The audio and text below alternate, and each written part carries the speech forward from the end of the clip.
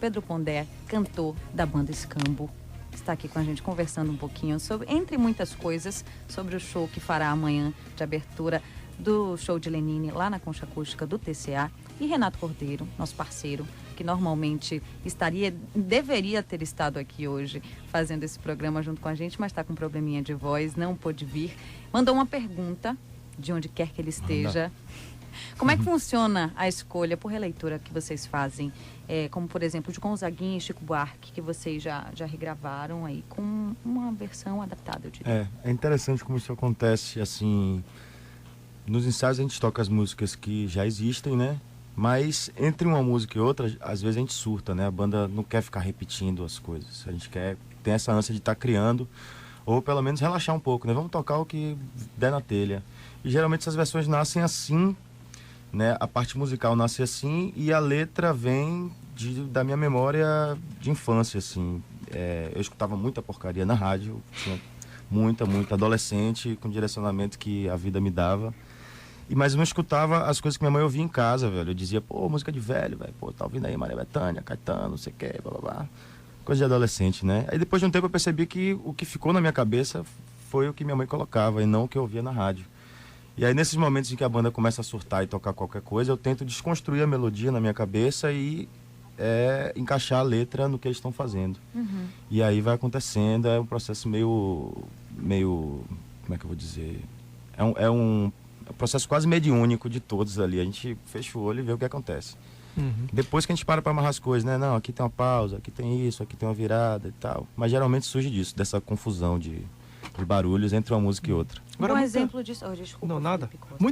Muita gente que olha de fora, olha para esse cenário aí mais alternativo, bem entre aspas, aqui de Salvador, e diz, Salvador não tem público para tudo. Salvador só tem público para pagode, para axé, para ritmos musicais Rapa e lota. muito restritos. Aí a gente vê isso. Como é isso, você que lida diariamente com essa cena mais, digamos assim, alternativa, vou botar entre aspas de novo, como é que você vê esse público de Salvador?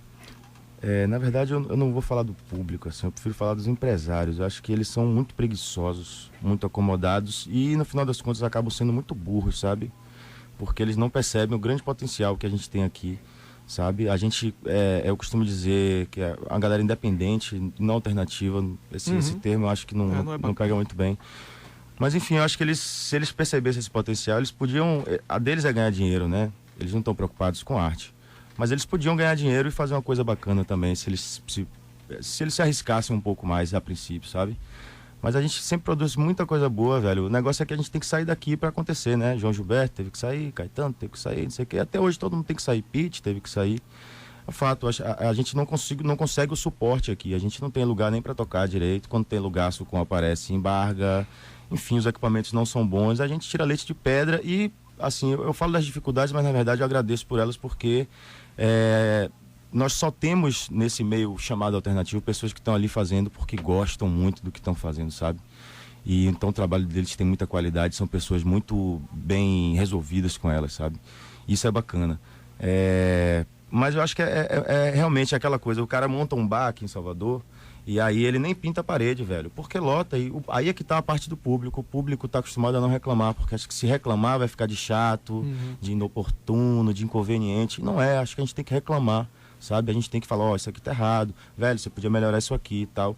E eu acho que o baiano, ele se sente culpado quando ele faz isso. Eu acho que a gente tinha que também cobrar mais, sabe? Porque quando vem o Rapa, lota, que eu falei, quando vem Maria Rita, lota. Por que quando vem todo mundo de fora, lota? Porque a gente não consegue construir também gente grande aqui. A gente pega os grandes que são construídos lá fora. É isso que eu não entendo. Acho que é uma grande burrice deles. Mas estamos aí, viu? Se quiser contratar, só ligar.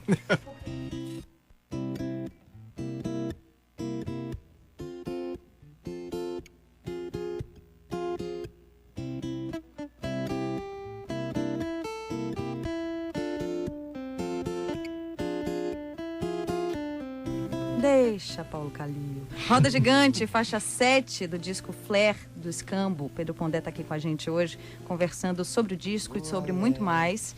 E você, é claro, pode mandar perguntas, ainda dá tempo, 72250. Você não só reclama do trânsito no Frequência Baiana, mas também fala sobre música, bate um papo com a gente. A Scambo sobe aos palcos amanhã na Concha Acústica do TCA para abrir o show da turnê Chão de Lenine. Pedro, vocês já estão há um tempão aí na estrada, batalhando pra caramba, fazendo muitos shows e conquistando espaço na cena baiana. Agora há pouco a gente falava da dificuldade aí das bandas alternativas, de encontrarem espaço, de fazer show. Claro que considerando o amadurecimento da banda, você acha que hoje essa cena tem mudado? Você falou aí que já existem espaços que botam uma banda alternativa e aí lota e não tem o cuidado que deveria ter, porque depois de repente acaba morrendo. É um movimento que começa e depois some. Não, você acha que isso não se perpetua e por quê? Sim, acho que aconteceu das bandas se profissionalizarem, sabe? De levarem a sério e os empresários e as casas, enfim, isso não acontecer em todos os meios, né? Mas eu acho que teve essa evolução que os músicos mesmo buscaram, sabe? Os técnicos também buscaram e que eu acho que foi importante, assim, independente das dificuldades, acho que ninguém baixou a cabeça, assim, acho que todo mundo se manteve e tanto é que a gente tem hoje trabalhos que são reconhecidos mundialmente, né? A gente tem o Baiana System, a gente tem a Rumpilés, a gente tem gente que procurou meios de estar aí e de continuar acontecendo. E hoje eu acho que com a internet a gente tem a possibilidade de ver essas pessoas acontecendo melhor e com os projetos também, tem vários projetos rolando hoje. Antigamente era muito mais difícil. Então as pessoas conseguem algum recurso para conseguir fazer. Não é bom depender desses recursos, assim como não é bom só depender de internet. Mas enfim, a gente descobriu uma forma de estar existindo independente do mercado, sabe? E é isso, é se fortalecendo cada vez mais.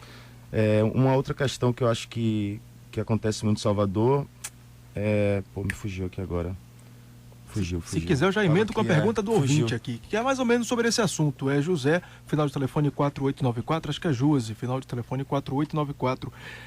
O ouvinte disse que será que a Axé Music prejudica o surgimento de compositores e músicos de qualidade? Pergunta a sua opinião sobre esse assunto, você que trabalha com música. É isso, a música, axé é uma coisa, né? O mercado do axé é outra, assim. Eu procuro ver de duas formas diferentes.